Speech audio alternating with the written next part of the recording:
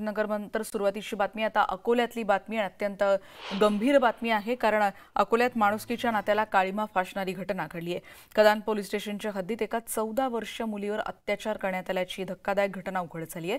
पीडितेला सिगारेटचे चटके देण्यात आले होते, तिचं मुंडन करत अत्याचार करण्यात आल्याची धक्कादायक घटना अकोल्यात घडलेली आहे। कदान पोलिसांनी आरोपी गणेश कुमरे याला अटक करत त्याच्यावर गुन्हा दाखल केलाय। शिर्डीतल्या साई दरबारी देशासह परदेशी भाविकही सध्या हजेरी लावत आहेत। जर्मनी, स्वित्झर्लंड, ऑस्ट्रिया, रशिया, झेक रिपब्लिक त्याचबरोबर डेन्मार्क या देशातील 52 नागरिकांनी साई दरबारी दर्शन घेतलंय। संस्थानचे उपमुख्य कार्यकारी अधिकारी तुकाराम हुलवळे यांनी परदेशी पाहुण्यांचा सत्कार केला। यानंतर साई भक्तांनी साई प्रसादालयामध्ये जाऊन प्रसादाचाही लाभ घेतला। मालेगावमध्ये चित्रपटगृहात फटाक्यांची आतषबाजी करणं चौघांना महागात पडलंय। पोलिसांनी या घटनेची गंभीर दखल घेतली आणि फटाके वाजवणाऱ्या त्यांच्या विरोधात छावणी पोलीस स्टेशनमध्ये गुन्हा दाखल झाला। त्यांचा शोध सुरू करण्यात आला होता। 4 जणांना यामध्ये अटक करण्यात आली आहे। उत्साहापोटी चित्रपटगृहात फटाके वाजवणं या चौघांना त्यामुळे चांगलंच महागात पडलंय। कार्तिक एकादशी सोहळा 3 दिवसांवर येऊन ठेपला आणि पंढरपुरात 2 लाखांच्या आसपास भाविक दाखल झालेत। पदस्पर्श दर्शन रांग आता गोपाळपूर रोडवर जाऊन पोहोचली आहे। भाविकांना सहज आणि सुलभ दर्शन मिळावं यासाठी मंदिर समितीकडून दर्शन रांगेत कूलर त्याचबरोबर पंखे आणि मॅट आणि मंडपाची व्यवस्थाही करण्यात आली आहे। इथे होणाऱ्या शासकीय महापूजेवरून मराठा समाजातच 2 गट पडलेत। पंढरपूर तहसील कार्यालयाच्या दारात झालेल्या बैठकीमध्ये दोन्ही गट आमने-सामने आलेत। दोन्ही गटांमध्ये चांगलीच हमरातुंबी झाली आहे। तहसील कार्यालयाच्या दारात संपूर्ण शहरासमोर मराठा समाजाच्या फुटीचंच त्यामुळे प्रदर्शन झालं। कोल्हापुरात राजू शेट्टी आणि सदाभाऊ खोत आमने-सामने आले। ऊस आंदोलनात राजाराम कांबळे या शेतकऱ्याला मारहाण झाल्याचा आरोप सदाभाऊ खोत यांनी केला।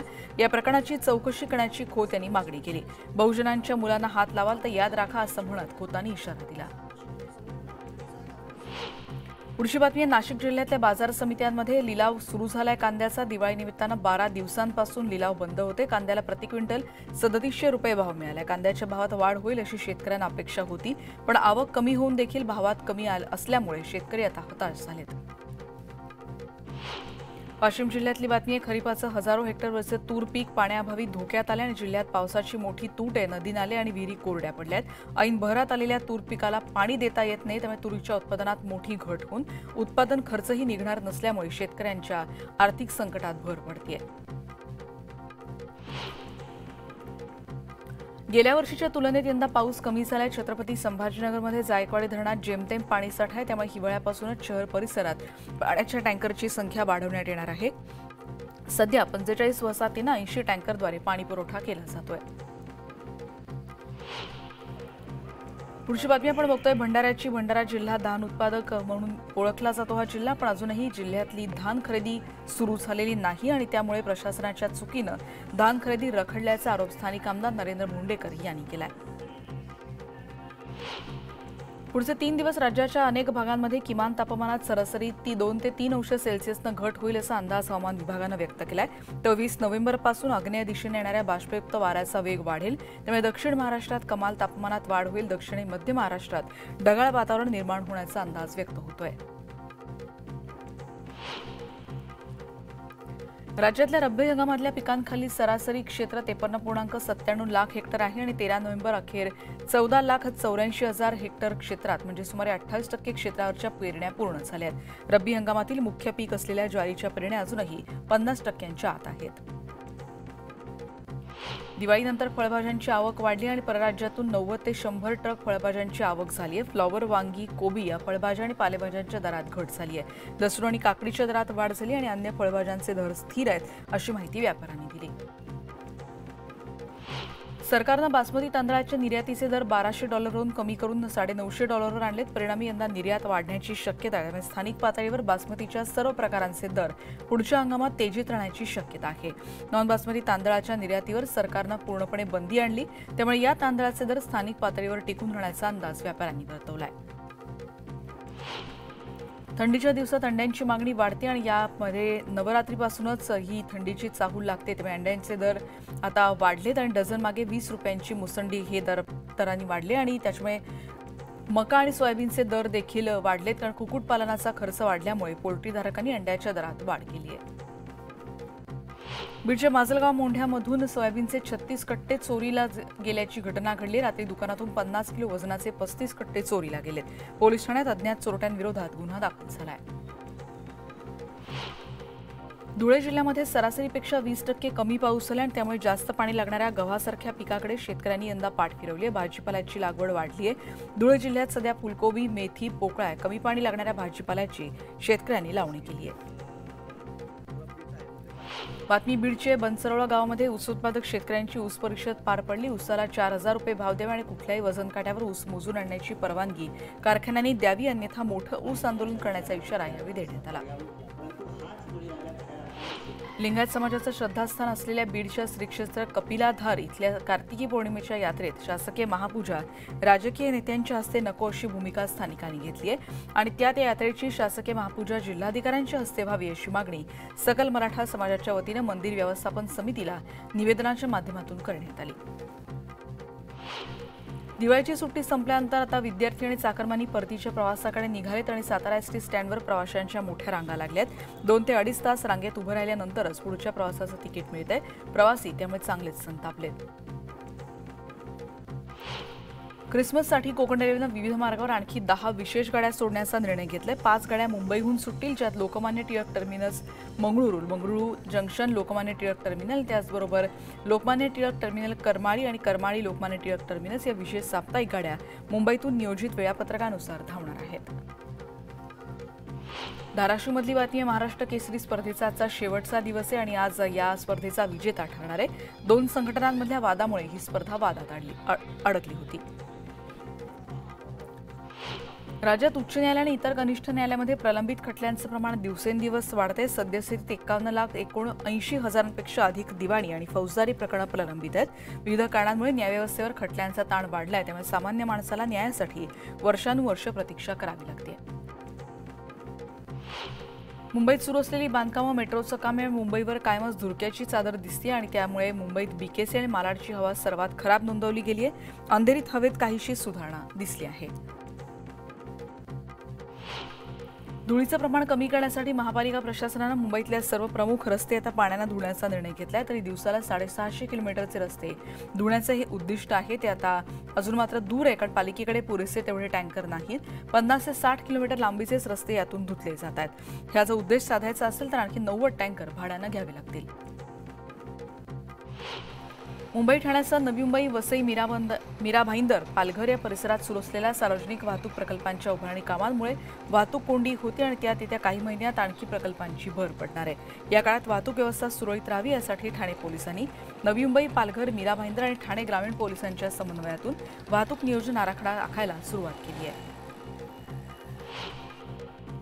राज्यांमधून केंद्रीय प्रतिनियुक्तीवर जाण्याचं प्रमाण कमी असल्यामुळे केंद्र सरकारकडून चिंता व्यक्त होते। महाराष्ट्रातून केंद्रात प्रतिनियुक्तीचं प्रमाण खूप कमी आहे आणि भारतीय प्रशासन सेवेतील राज्यातील 90 अधिकारी प्रतिनियुक्तीवर जाणे अपेक्षित असताना सध्याकडे 25 अधिकारीच केंद्राच्या सेवेत आहेत।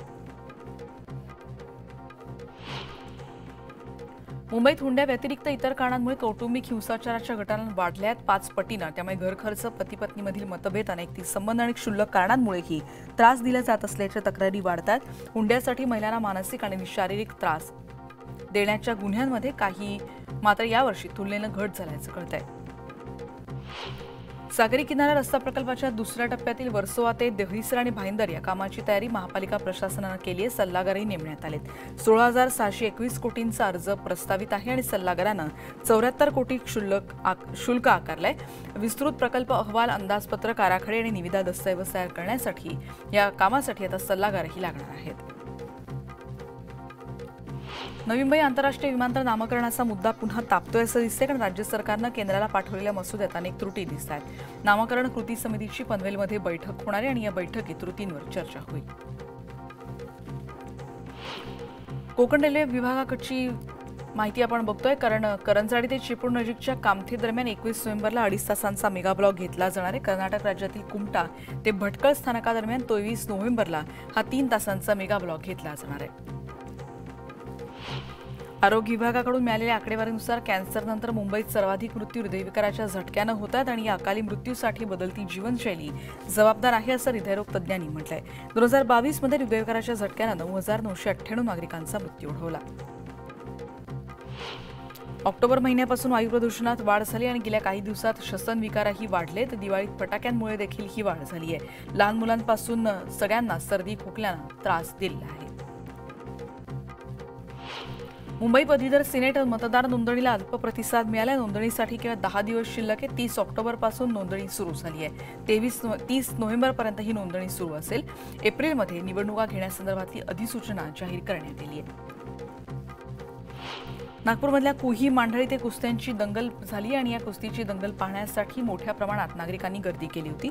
उमरेडचे आमदार राजू पारवे यांनी कुस्तीच्या जंगलाचं आयोजन केलेलं होतं. या स्पर्धेत राजू पहलवाननं गदा पटकवली तर प्रवीण तरडे यांनी हजेरी यावी लावली होती. त्यामुळे या दंगलीचं आयोजन राजू पारवे यांनी केली होती. पुढची बातमी आपण बघतोय. मुंबई महानगरपालिकेला पाणीपुरवठा करणाऱ्या पिसे इथल्या न्यूमॅटिक गेट सिस्टीममधल्या एअर ब्लॅडर बदलण्याचं काम केलं जाणार आणि ते शनिवारपर्यंत असेल. त्यामुळे या कालावधीत मुंबई महानगरात ठाणे ते भिवंडी महानगरपालिकेला होणाऱ्या पाणीपुरवठ्यात 10% पाणी कपात करण्यात आली आहे. मध्य रेल्वेनं गेल्या 7 महिन्यात विनातिकीट प्रवास करणाऱ्या 27,32,000 प्रवाशांवर कारवाई करून 176 कोटी 17 लाखांचा दंड वसूल केलाय. एप्रिल ते ऑक्टोबर दरम्यान गेल्या वर्षीच्या तुलनेत 1,84,000 फुकट्या प्रवाशांची संख्या त्यामुळे कमी झाली आहे. गणेशोत्सव, दसरा, दिवाळी सणांमध्ये नवीन वाहन खरेदी करणाऱ्यांवर नागरिकांचा भर असतो आणि या उत्सवाच्या काळात दर मिनिटाला 9 चारचाकी खरेदी करण्यात आल्या आहेत. ऑगस्ट ते नोव्हेंबर काळामध्ये तब्बल विक्रमी 10,14,000 चारचाकी आणि एसयूव्हीची खरेदी करण्यात आली आहे. छत्रपती संभाजीनगरमधली बातमी आहे. कारण सलग सुट्ट्या आल्यात. 5 दिवसांमध्ये अजिंठा लेणीला 27,895 पर्यटकांनी भेट दिली आहे. इथे महाराष्ट्र पर्यटन विकास महामंडळासह भारतीय पुरातत्व विभाग, महाराष्ट्र राज्य परिवहन महामंडळाला त्यामुळे लाखो रुपयांचा महसूल प्राप्त झालाय.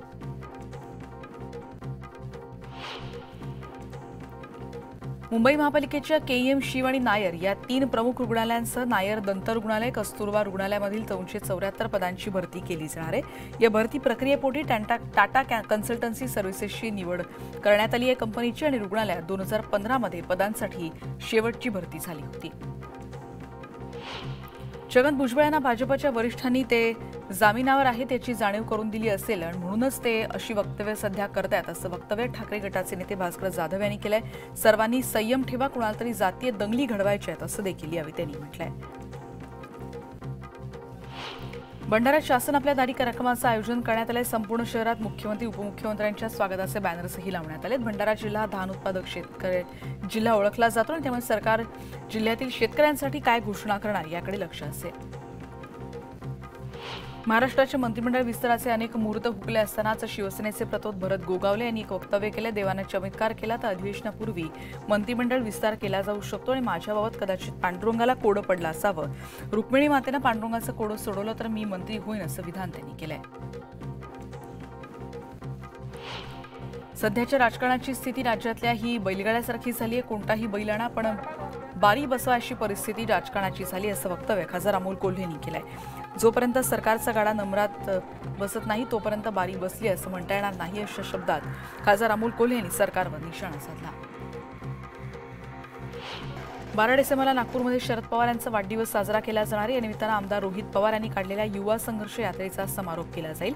शरद पवार यांचा जन्मदिन त्याचबरोबर रोहित पवार यांनी काढलेल्या संघर्ष यात्रेचा समारोप कार्यक्रमाचं आयोजन यावेळी करण्यात आले. माजी गृहमंत्री अनिल देशमुख यांनी याविषयीची माहिती दिली.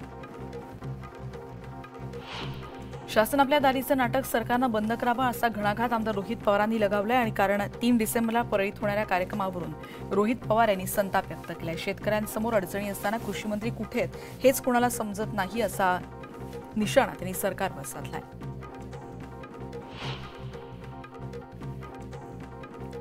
कोकणातली बातमी आहे. रत्नागिरी जिल्ह्यातल्या दापोलीमधल्या आमदार योगेश कदम यांच्या दिवाळीच्या शुभेच्छा देणाऱ्या फलकांची तोडफोड करण्यात आली. 3 संशयितांविरोधात दापोली पोलीस ठाण्यात गुन्ह्याची नोंद झाली आहे. हुल्लडबाजी आणि स्टंटबाजी करून मीडियामध्ये सातत्यानं जिवंत राहण्याचा ठाकरे गटाचा प्रयत्न असतो असा आरोप खासदार प्रतापराव जाधव यांनी केलाय. पुलाचं काम अपूर्ण असताना पुलाचं उद्घाटन करण्याचे अधिकार सरकारला असताना देखील आदित्य ठाकरे आणि काही आमदारांनी स्टंटबाजी म्हणून उद्घाटन केल्याची टीका यावेळी जाधव यांनी केली. बुलढाण्याची बातमी आहे. राष्ट्रीय स्वयंसेवक संघाचे सरसंघचालक मोहन भागवत बुलढाणा जिल्ह्यातल्या शेगाव दौऱ्यावर होते. या दौऱ्यावेळी त्यांनी संत गजानन महाराजांचं दर्शन घेतलं. टाळ मृदुंगाच्या गजरात त्यांचं स्वागत यावेळी करण्यात आलं.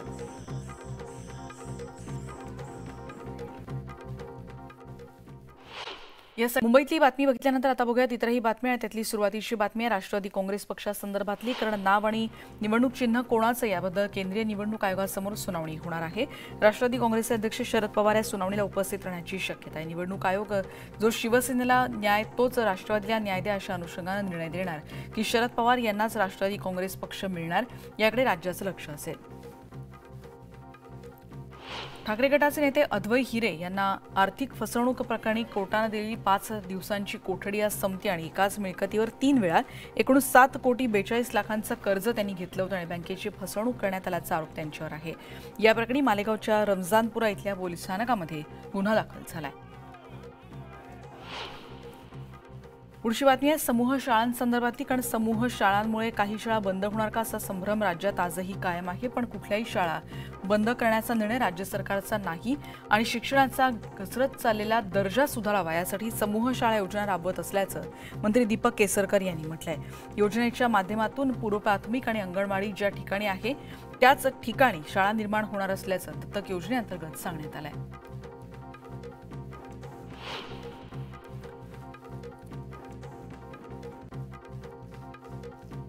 पुढची बातमी ऊस दराबाबत नेमलेल्या समितीचा अहवाल जिल्हाधिकाऱ्यांना प्राप्त झाला आणि यात गेल्या वर्षीची कोणतीही देय रक्कम कारखान्याकडे शिल्लक नाही असं समितीनं निष्कर्ष काढलाय. राजू शेट्टी यांनी गेल्या वर्षीच्या ऊसाला 400 रुपये देण्याची मागणी केली होती. पण कारखान्याचा ताळेबंद तपासला असता कोणतीही अतिरिक्त रक्कम नाही अशीच बाब आता समोर आली आहे. शेट्टींचं आंदोलन मागे घेऊन ऊस हंगाम सुरू करू देण्याचं आवाहन जिल्हाधिकारी आणि कारखानदारांनी केलंय. ड्रग माफिया ललित पाटीलसह 4 आरोपींची पोलीस कोठडी आज संपते आणि त्याच्या कोठडीतून त्यांना पुन्हा किती एकदा वाढ होते हे आज स्पष्ट होऊ शकेल. राज्यात आरक्षणावरून सुरू असलेल्या वादावर सुषमा अंधेरेंनी प्रतिक्रिया दिली आहे. मराठा आणि ओबीसी बांधवांमध्ये निष्कारण वाद चिघळवला जातोय. छगन भुजबळ आणि जरांगे पाटील यांनी तारतम्य ठेवून वक्तव्य करावीत असंही सुषमा अंधारे यांनी म्हटलंय. राज्यात मराठा आरक्षण आणि धनगर आरक्षणासाठी ठिकठिकाणी आंदोलनं सुरू आहेत. छत्रपती संभाजीनगरमध्ये धनगर समाजाचं आमरण उपोषण सुरू आहे. धनगर बांधवांनी मेंढ्यांचा या आंदोलनाला सुरुवात केली. अनुसूचित जातीमध्ये समावेश करावा अशी त्यांची प्रमुख मागणी आहे. जालन्यामध्ये 1 तारखेला होणाऱ्या मनोज रांगेंच्या सभेत धनगर समाजही सहभागी होणारे. जरांगे पाटील यांची सभा शहरातील आझाद मैदानावर होणार आहे. दरेगावमध्ये मराठा समाज आणि धनगर समाजानं मिळून जनजागृती रॅली काढली. दोन्ही समाजांची मागणी रास्त असल्यामुळे जरांगे पाटील यांच्या सभेत सामील होणार असल्याचं धनगर बांधवांनी स्वागत केलंय.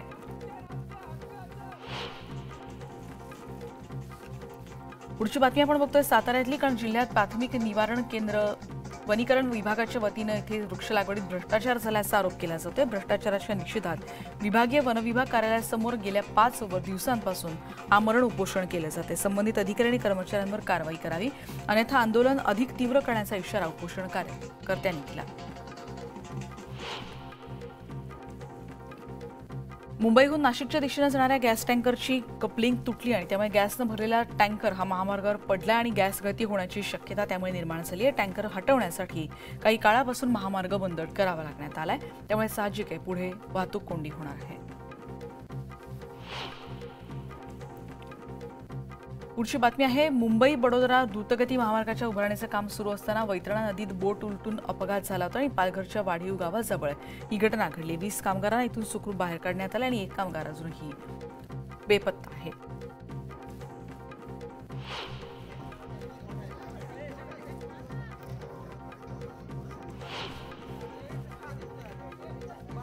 पुणे जिल्ह्यातली बातमी. नारायणगाव इथे वनविभागाच्या पिंजऱ्यामध्ये एका बिबट्याला जेरबंद करण्यात आलं. काही दिवसांपासून त्याचे हल्ले वाढले होते आणि त्यामुळे नागरिकांनी आता त्याला पिंजऱ्यात पकडल्यामुळे सुटकेचा निश्वास सुटलाय.